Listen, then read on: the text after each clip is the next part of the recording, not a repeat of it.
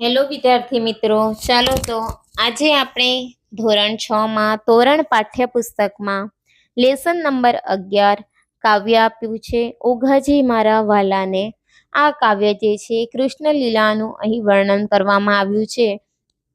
તો સુજલ જે છે એ રાહીને કહે છે કે દીદી, મને પ્રભુ કૃષ્ણ વિશે એક કોયડો ઉકેલવાનો છે, કે થોડા સવાલ છે, મને એ સવાલના જવાબ આપવામાં તું મને મદદ કરશે?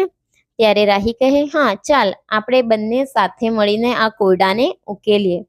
ત્યારે સુજલ કહે કે કૃષ્ણનો ઉછેર ક્યાં થયો હતો? તો ગોકુળમાં. પછી બીજો સવાલ કહે કે કૃષ્ણના બાળ સખાનું નામ શું હતું? એટલે જ કે કૃષ્ણના બાળપણના મિત્રનું નામ શું હતું? તો સુદામા. કૃષ્ણના ભાઈનું નામ શું હતું? તો કૃષ્ણના ભાઈનું નામ હતું બલરામ. ચોથો સવાલ છે કૃષ્ણના પાલક માતા પિતાનું નામ શું? તો જાનકી અને વાસુદેવ. અને 5મા નંબર પર કૃષ્ણના ગુરુનું નામ શું હતું? તો કૃષ્ણના ગુરુ કોણ હતા? સાંદીપની ઋષિએ કૃષ્ણના ગુરુ હતા. તો આ કોયડો જે છે રાહી અને સુજલ સાથે મળીને ઉકેલે છે. અને આ ઉકેલ્યા પછી અહીં આપણને કાવ્ય આપ્યું છે. એ કાવ્યનું આપણે ગાયન કરવાનું છે અને એ કાવ્યને સૌ સાથે મળી ગાઈશું અને સમજીશું. ઓઘાજી મારા વાલાને વઢીને કેજોજી, હે માને તો મનાવી લેજો રે. ઓઘાજી મારા વાલાને વઢીને કેજોજી, મથુરાના રાજા થયા છો, ગોવાળોને ભૂલી ગયા છો, માનીતીને ભૂલી ગયા છો રે. હે ઓઘાજી મારા વાલાને વઢીને કેજોજી, માને તો મનાવી લેજો હે ઓઘાજી.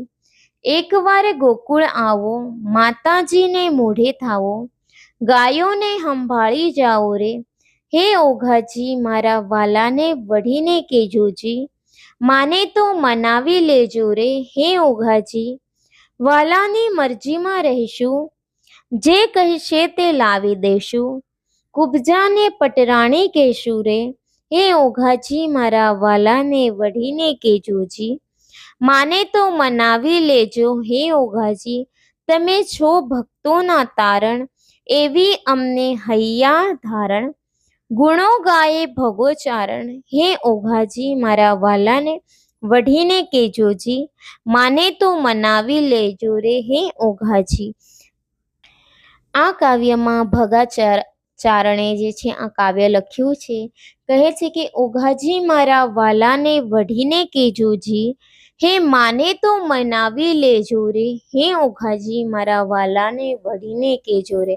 કહે છે કે જ્યારે કૃષ્ણ જે છે મથુરાના રાજા બને છે અને ગોવાળોને એની ગોપીઓને છોડીને એ ગોકુળ છોડીને મથુરા જ્યારે જાય છે ત્યારે બધું એ ભૂલી જાય છે.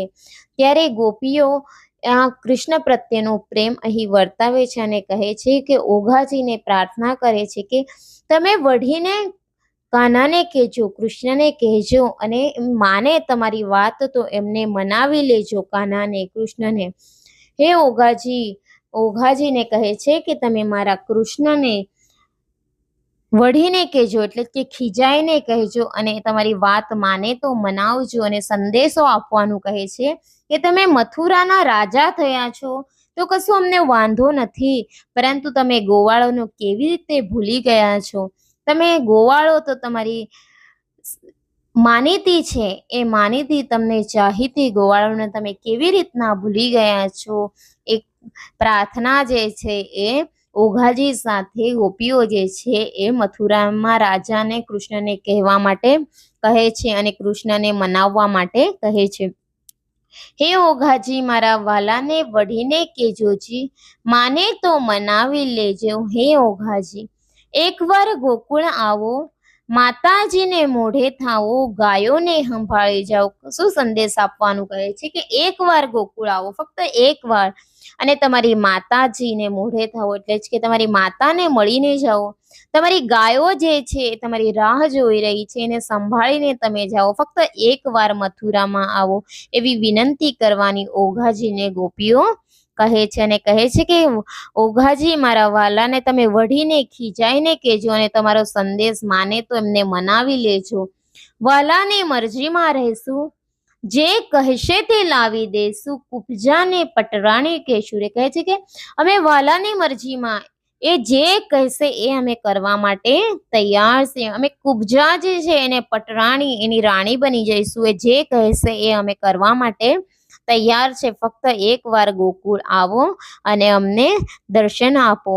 હે ઓઘાજી મારા વાલાને વઢીને કેજોજી, માને તો મનાવી લેજો. કહે છે કે વાલાને વિનંતી કરવા માટે કહે છે ઓઘાજીને કે વાલાને વઢીને ખીજાઈને તમે કહેજો અને એને તમારી વાત સમજે તો સમજાવી લેજો. તમે છો ભક્તોના તારણ, એવી અમને હૈયે ધારણ, ગુણ ગાયે ભગો ચારણ. હે ઓઘાજી મારા વાલાને વળીને કહેજો. કહે છે કે તમે તો ભક્તોને તારનાર છો, ભક્તોની જે પ્રેમ ભાવ છે સમજે છે, તમે તારનાર છો. એવી અમને હૈયે ધારણ, એવા અમારી હૈયામાં જે છે આસ છે તમારા પ્રત્યે કે તમે તારશો, અમને ભવસાગર પાર કરનાર તમે જ છો.